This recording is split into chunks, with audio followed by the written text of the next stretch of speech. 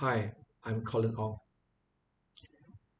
Recently, I have been trying to introduce working adults to decision making and to manage stress when they have to make decisions in terms of business presentation, in terms of trying to close the deal, um, to talk to large account customers, and how do they manage stress and being nervous.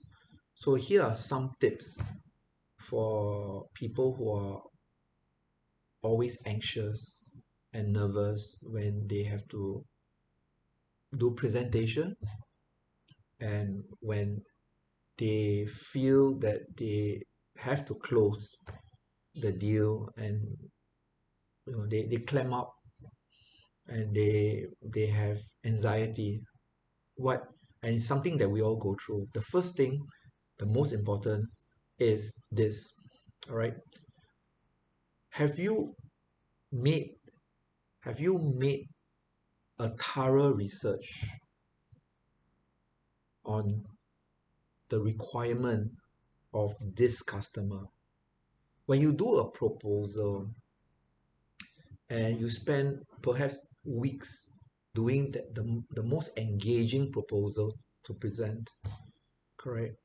Please remember that the longer you prepare for that ultimate presentation, the specifications and the scenario and the constraints may have changed, correct?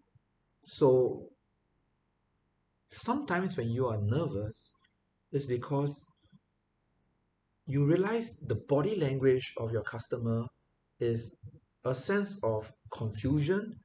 Your potential customer looks at the your presentation summary and maybe stops at the figures, or maybe you're presenting a $50,000 kind of marketing proposal, and maybe the person's budget has been cut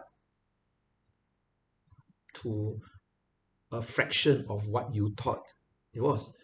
So can you imagine, you put in so much effort in making your presentation work, and the most crucial, your customer's budget has greatly shrunk, and that person did not tell you because there's some kind of perhaps miscommunication, or the person thought that somebody should have told you.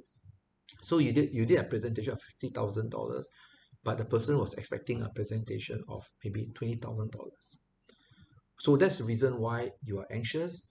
So what you do is you tell your potential customer, this is this is a proposal for $50,000 as agreed upon 3 weeks ago.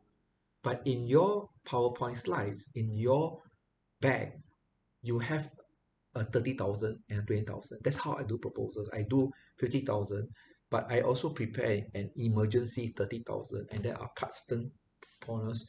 And most of the time, I don't need that 50,000. But there are times where I prepare that because I got this feeling that maybe the numbers have changed. So be very flexible. Of course, you can do it on your Excel sheet. So when you're doing your Excel sheet, right, correct, you can change certain variables, and then the final numbers there, right? So that's the first thing. Second thing, what you can do is you can summarize what your group has already said, right? And as you summarize, if you're very confident, you may ask, is there any questions about what my group has said? And he says no. And then you go on with yours. Sometimes the reason why you're nervous is because you observe the body language of the customer. And sometimes maybe the customer looks very bored, and you're interpreting bored as in, you're interpreting bored as in you are not successful. But sometimes bored is you are successful, and the person is thinking about what other stuff uh, he or she has to do after this presentation, right?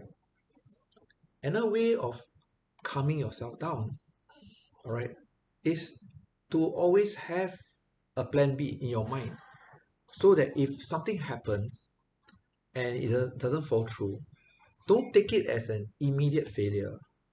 Maybe what you can do is you do a presentation and you keep the relationship still warm, so that maybe next year when times are better and the person may consider, right, your company. And another way is to be very polite. Be very polite and ask the person, sir or ma'am, could you tell me which aspect of what we presented you may want us to reconsider? So basically what you're doing is you're not walking out and slamming the door. You're trying to create some kind of matured kind of feedback. And I don't think that you should feel sad or stressed, because when the person provides you a feedback, it makes you stronger for another presentation with another company. Sometimes you there's something about the process that no one tells you, right? So the way you look at it is that when a person is maturely trying to tell you that, oh, I think this aspect is too slow, I want the delivery to be done in 1 week, but you said 2 weeks, or I wanted more colors, but you're only offering black, and that's not impressive, or we have become funded, so they have less budget. So what you can do is strike a conversation and be very open to tell a person is that, okay, what exactly in my presentation, so you keep this dialogue going and you start taking down notes. Then after you start taking down notes, what you can do is you have an immediate meeting with your team, and then after the the important meeting, find out about the learning points, right? And then look into your diary to see who are the other customers that have the similar scenario as this particular person. So I think it's important. I think the problem is that once we fail a particular project presentation, we just say, okay, never mind, just forget it. No, the important thing is to review, and you look at all your diary and all the future clients, right? Find out which other client in the future is similar to this and what learning points can you do.